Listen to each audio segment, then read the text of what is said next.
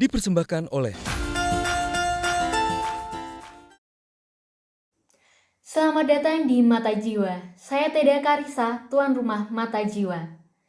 Indonesia adalah negara yang besar, dipenuhi kekayaan alam juga budaya. Tapi apakah kita mampu kebal dari ancaman, tantangan, dan juga hambatan? Dan di samping semua itu, kita punya deretan mahasiswa dengan ketangguhan jiwa mereka. Bisakah dengan segudang kewajiban pelajar, mereka tetap menjadi seorang pendekar, mengatasi ancaman hingga hambatan negara kita? Inilah Mata Jiwa, peran mahasiswa mempertahankan ketahanan nasional dalam bidang sosial budaya. Hari ini kita kedatangan beberapa narasumber, tidak hanya satu atau dua, tetapi 11 orang mahasiswa. Mari kita duduk bersama mereka, membahas mengenai mahasiswa dan ketahanan nasional dalam bidang sosial budaya. Kita langsung saja ke narasumber kita yang pertama. Apa sih yang melatari mahasiswa harus berkontribusi dalam hal ketahanan nasional? Saya persilahkan kepada Saudari Agatha Sylvia untuk menjawab pertanyaan masyarakat mengenai hal ini. Terima kasih kesempatannya. Setiap bangsa pasti mendambakan keberlangsungan hidup yang aman, damai, sejahtera, dan makmur dalam segala aspek. Namun semua itu tidak luput dengan adanya ancaman, tantangan, hambatan, dan gangguan atau sering disingkat dengan ATHG, baik dari dalam maupun luar. Contohnya kasus dalam bidang sosial budaya yaitu adanya beberapa kebudayaan Indonesia yang sempat diklaim oleh negara asing seperti batik, wayang kulit, dan beberapa alat musik. Selain itu, juga terdapat beberapa hoax atau berita-berita yang belum tentu atau belum pasti terkait kebenarannya. Secara garis besar, ketahanan nasional merupakan kemampuan atau ketangguhan suatu bangsa dalam mengatasi berbagai bentuk ancaman, tantangan, dan hambatan, baik dari dalam ataupun luar, seperti kasus yang telah disebutkan sebelumnya. Untuk merealisasikan dan memperkokoh ketahanan nasional ini, diperlukan peran dari berbagai lapisan atau berbagai kalangan. Terutama salah satunya adalah mahasiswa, karena mahasiswa merupakan generasi muda penerus bangsa yang memiliki semangat juang serta berpotensi tinggi untuk meningkatkan ketahanan nasional ini.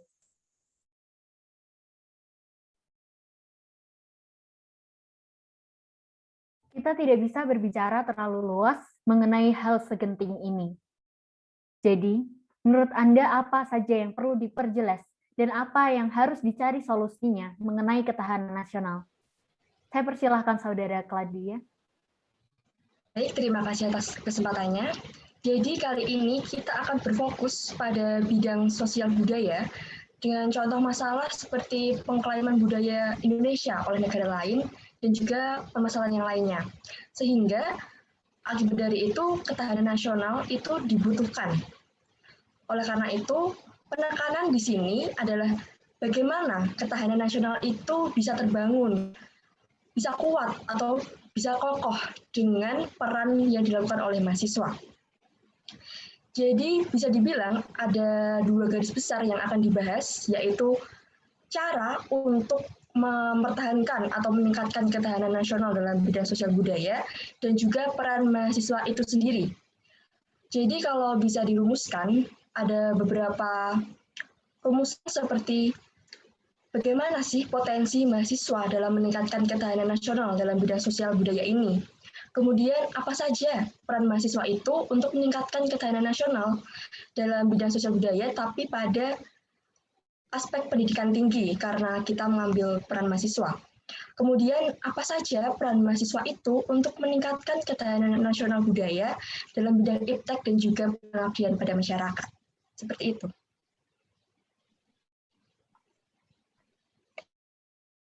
Baik, sebelum kita menyelam lebih jauh lagi, apakah Anda bisa menjelaskan bagaimana sebenarnya ketahanan nasional itu? Apa yang dimaksud dengan ketahanan nasional itu kepada saya maupun pemirsa di rumah? Saya persilahkan Saudari Sally. Terima kasih atas kesempatannya. Jadi ketahanan nasional itu berasal dari dua kata, yaitu kata tahan dan kata nasional. Nah, kata tahan di sini itu berarti tahan menderita, dapat menguasai diri, tabah, kuat, dan tidak mengenal kata menyerah. Ketabahan di sini juga membicarakan tentang keteguhan hati atau ketabahan seseorang. Nah, sedangkan kata nasional berarti perihal mengenai keteguhan hati dalam memperjuangkan kepentingan nasional. Dari penjabaran dua kata tersebut, ketahanan nasional itu dapat diartikan sebagai kondisi dinamis suatu bangsa yang berisi ketangguhan dan keuletan yang memiliki kemampuan untuk mengembangkan kekuatan nasional dalam menghadapi maupun mengatasi berbagai macam tantangan, hambatan, ancaman, dan gangguan, baik itu dari luar maupun yang dari dalam, yang secara langsung maupun tidak langsung membahayakan identitas dan integrasi suatu bangsa dan negara.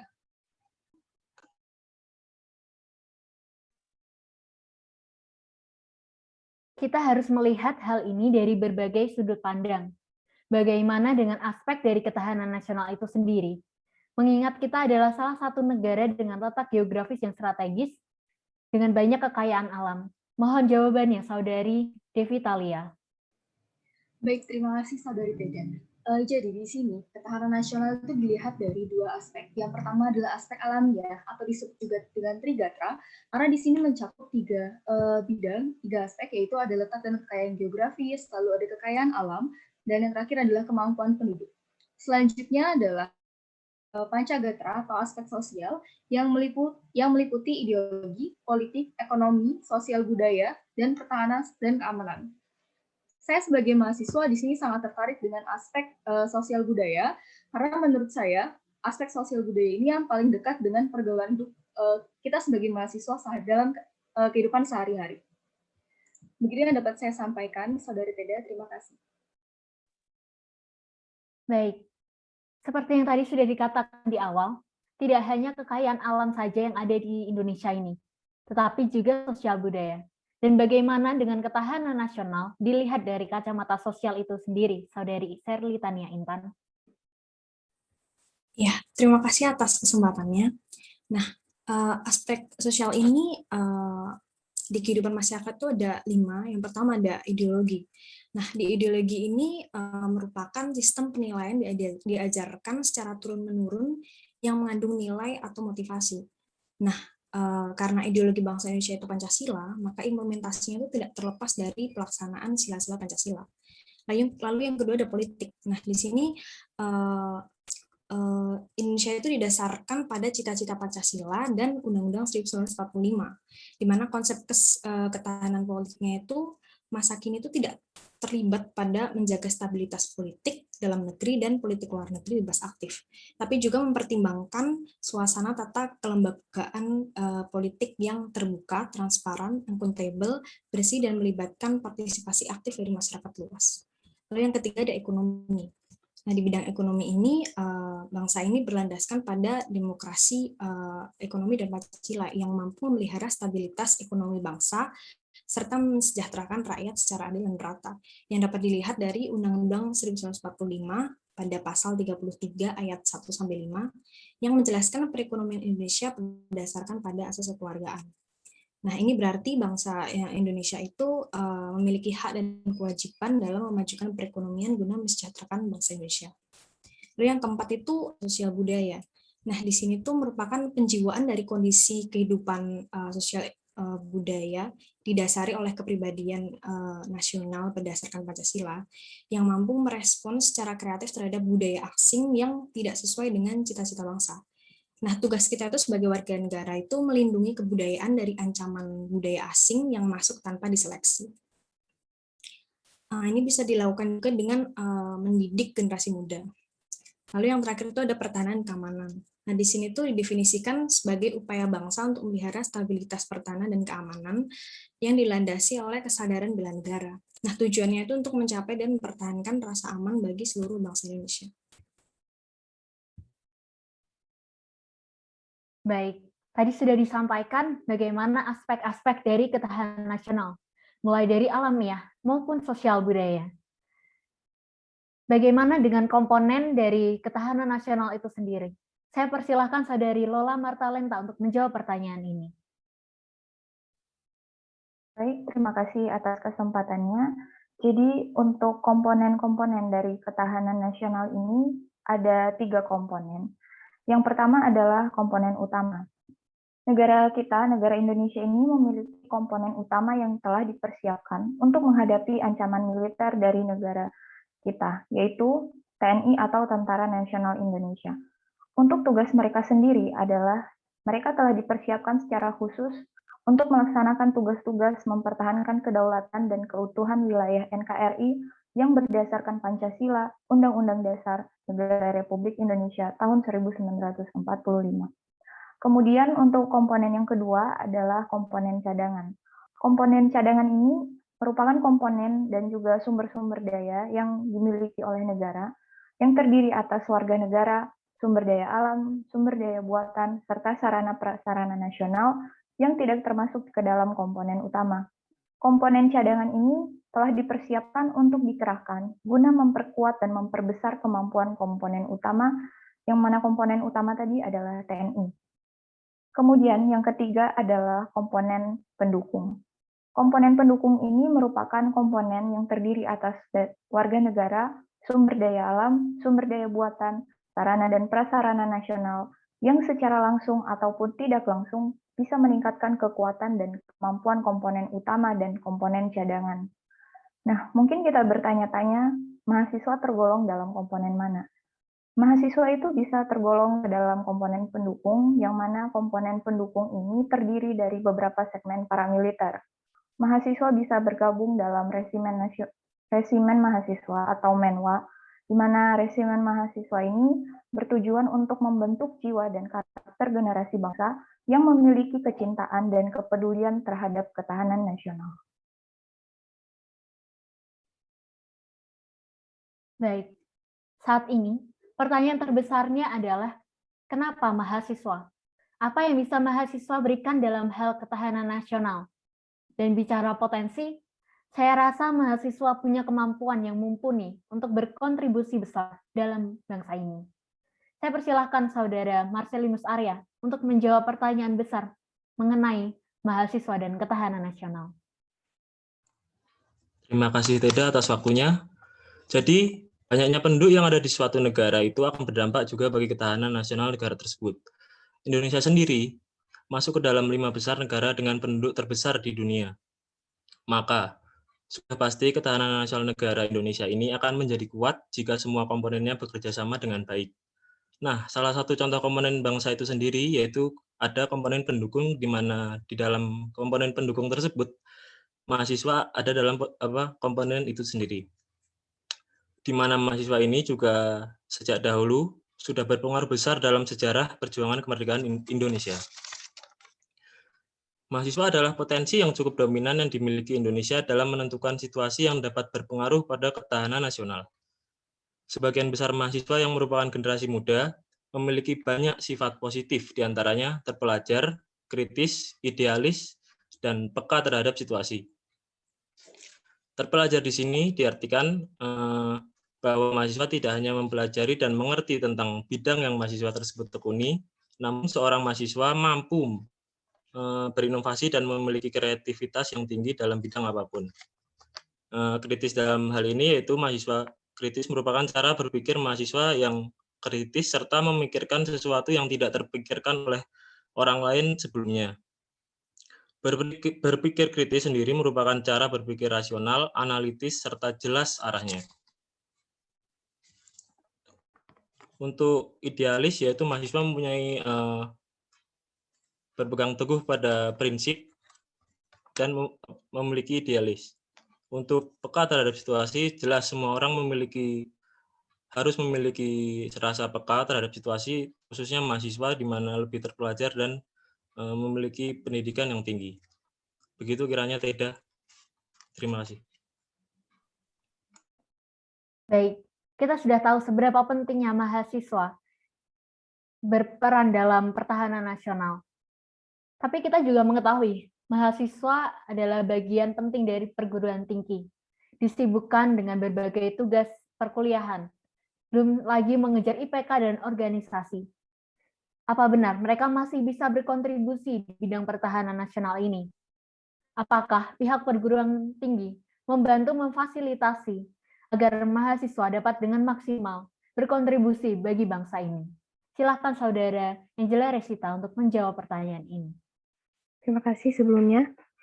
Pendidikan tinggi atau sering kita sebut sebagai perguruan tinggi merupakan salah satu sarana yang digunakan sebagai penyalur mahasiswa untuk dapat mengembangkan kepribadiannya dengan lebih maksimal.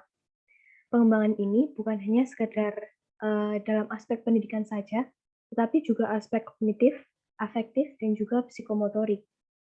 Aspek kognitif ini merupakan sebuah kemampuan untuk mahasiswa berpikir secara logis dan kritis, untuk menemukan sebuah solusi dalam permasalahan yang ada. Kemudian aspek afektif yang merupakan kemampuan untuk mengembangkan dan juga membentuk kemampuan diri yang berhubungan dengan hidupnya sendiri. Kemampuan ini menuntut mahasiswa untuk membentuk emosi diri dan juga dapat mengembangkan sikap dan menunjukkan sikap yang sesuai dengan norma yang berlaku. Seperti contohnya adalah melakukan ibadah sesuai dengan keyakinan masing-masing, kemudian mencintai kebudayaan bangsa, dan juga hidup berpedoman pada ideologi negara Indonesia. Kemudian, selanjutnya, aspek psikomotorik.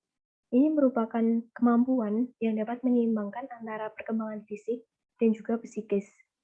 Hal ini merupakan kemampuan yang menuntut mahasiswanya untuk dapat melakukan hal secara mandiri dan juga profesional, serta memiliki sifat dalam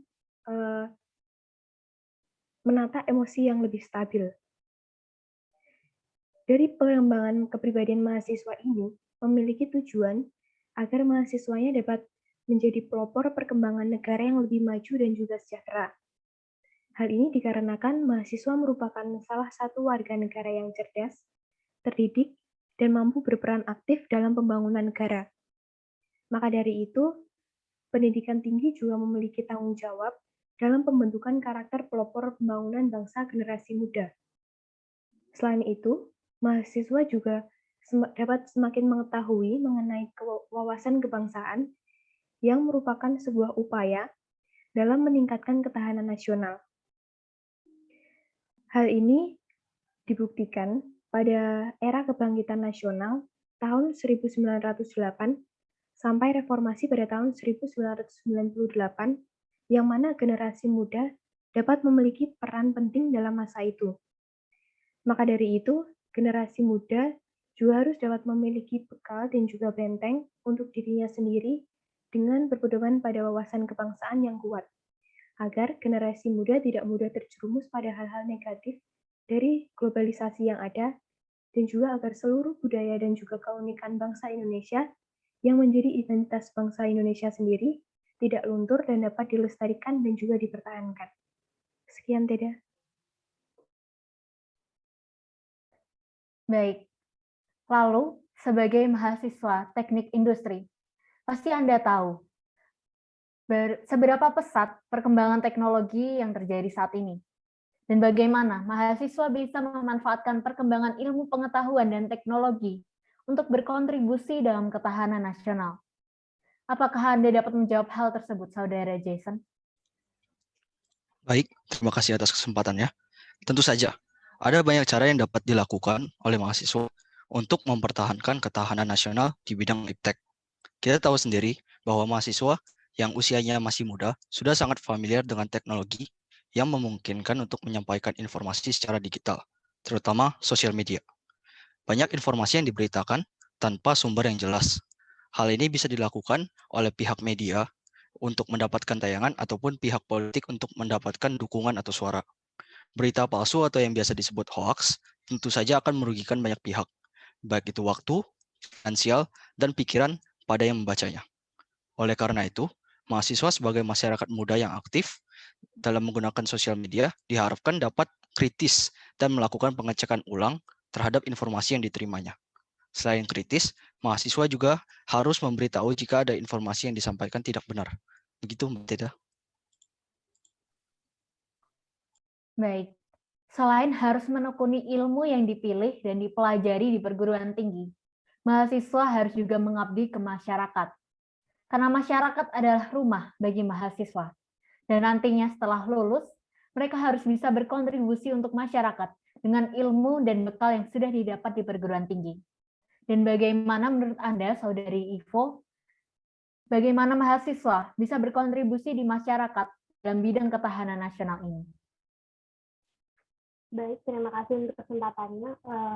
Peran mahasiswa untuk meningkatkan ketahanan nasional melalui bidang pengabdian masyarakat ini dibagi menjadi dua, yaitu formal dan informal. Nah, peran mahasiswa secara formal itu, seperti yang kita ketahui, secara formal jadi berkaitan dengan kegiatan yang diselenggarakan secara resmi atau sesuai dengan peraturan yang sah.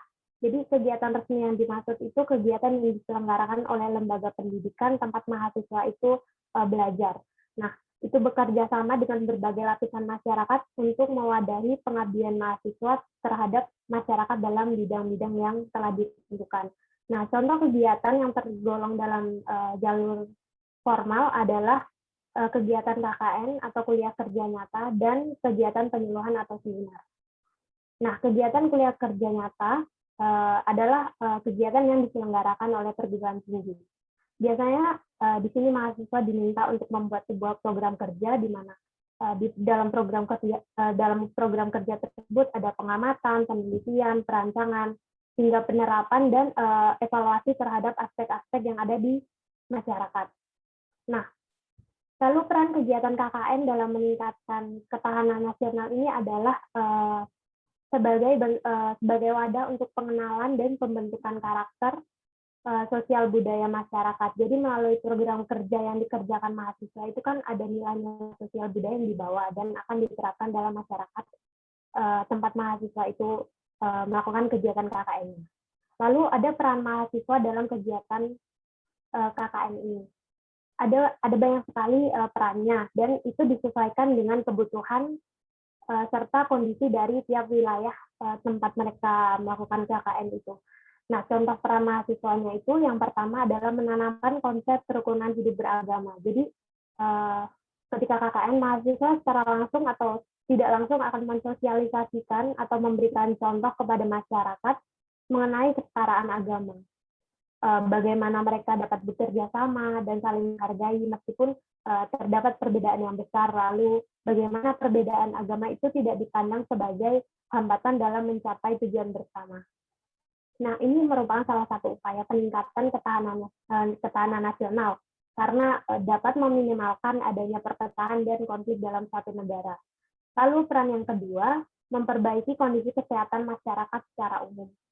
Biasanya hal ini tuh dilakukan dengan sosialisasi mengenai kesehatan tubuh, lalu ada juga pembangunan fasilitas kesehatan seperti posyandu atau tempat sanitasi yang layak.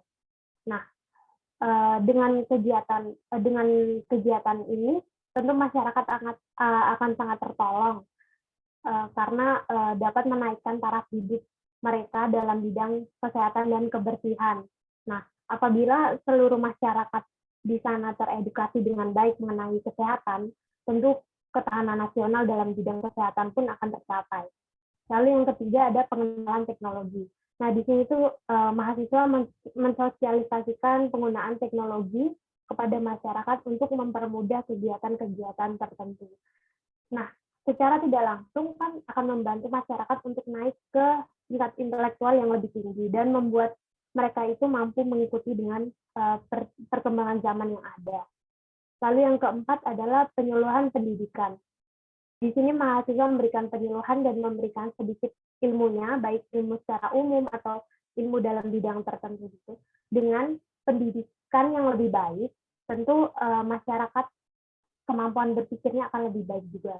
Lalu taraf intelektualnya akan lebih tinggi dan tentu berbagai aspek lain dalam kehidupan masyarakat juga akan meningkat. Nah, dalam penyuluhan pendidikan pula, mahasiswa dapat melanjutkan pendidikan kewarganegaraan dan pedoman hidup bernegara lainnya. Lalu contoh peran yang terakhir itu kebudayaan. Di sini mahasiswa memberikan pengenalan dan perilaku hidup berbudaya, juga toleransi budaya. Kan mahasiswa yang melakukan KKN ini datang dari berbagai kalangan, dari ras, suku, golongan, dan daerah yang berbeda. Nah, di sini dapat memberikan gambaran tentang kerukunan hidup dalam perbedaan. Selain itu, mahasiswa juga dapat membuat kegiatan dalam rangka pencerminan kebudayaan yang ada di Indonesia. Nah, manfaat dari kegiatan seputar kebudayaan itu adalah bisa menimbulkan cinta tanah air di kalangan masyarakat dan perluasan wawasan terhadap budaya bangsa Indonesia. Pada dasarnya seluruh kegiatan KKN ini dapat membantu peningkatan ketahanan nasional karena kan tujuannya salah satunya adalah mengabdi dan memberikan atau meninggalkan sesuatu yang bermanfaat bagi masyarakat, entah itu ilmu, kebiasaan hidup maupun perbaikan berbagai fasilitas dan sistem dalam masyarakat. Selanjutnya, peran mahasiswa secara informal. Nah, berbeda dari yang sebelumnya, sesuai dengan namanya, secara informal, jadi aktivitas atau kegiatan yang dilakukan oleh mahasiswa dalam peningkatan ketahanan nasional ini tidak dilakukan dalam lingkup yang resmi atau tidak di bawah sebuah lembaga atau arahan instansi. Jadi, mahasiswa itu memberikan pengabdiannya kepada masyarakat melalui perilaku dan tutur katanya sehari-hari, misalnya dengan menerapkan sikap hidup suka menolong dan menghargai orang lain. Nah, secara tidak langsung ini akan menular kepada masyarakat di sekitarnya. Nah, itu akan membangkitkan kesadaran masyarakat perihal kebangsaan dan kenegaraan yang dapat dilakukan dengan efektif dengan memberikan role model atau contoh nyata dalam kehidupan masyarakat. Dan mahasiswa sebagai seseorang yang berpendidikan dan telah memiliki berbagai bekal untuk hidup di tengah masyarakat dapat menjadi contoh bagi sesamanya. Sekian. Baik, dan kita sudah sampai di penghujung episode kita pada hari ini. Dan kita akan mengingat lagi apa saja yang sudah kita dapatkan. Apakah segala pertanyaan mengenai ketahanan nasional ini sudah terjawab atau semakin rumit tidak terselesaikan?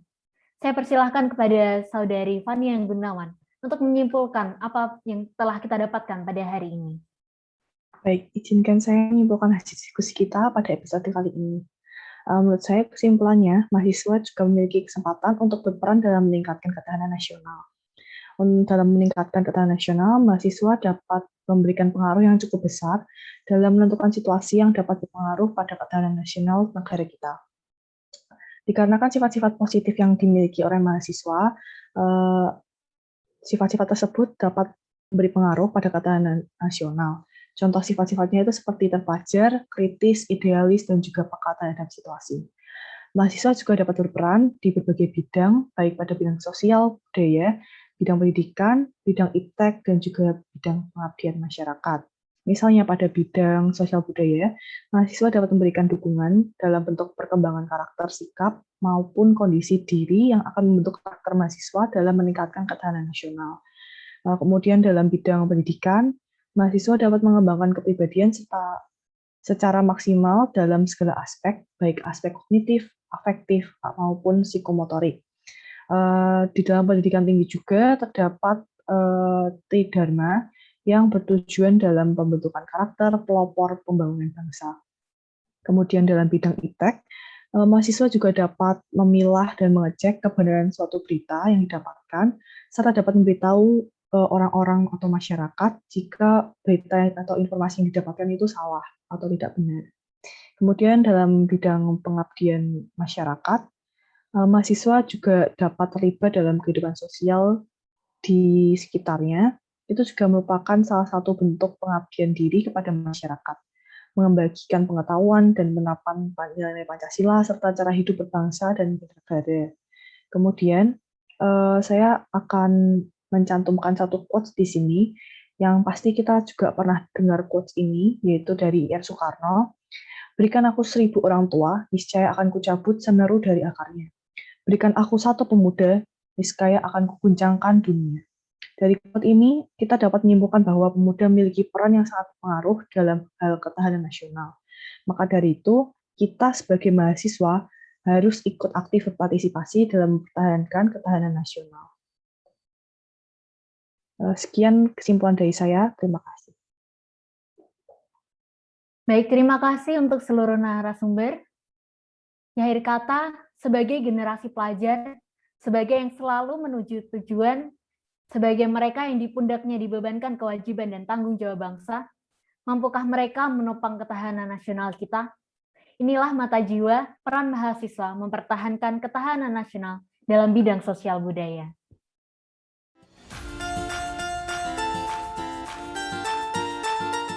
Saya Tedia Karisa Parasi dengan NPM 1906100245, dan inilah narasumber kita. Saya Agatha Sylvia Dwi Putri Ardani dengan NPM 1906100213.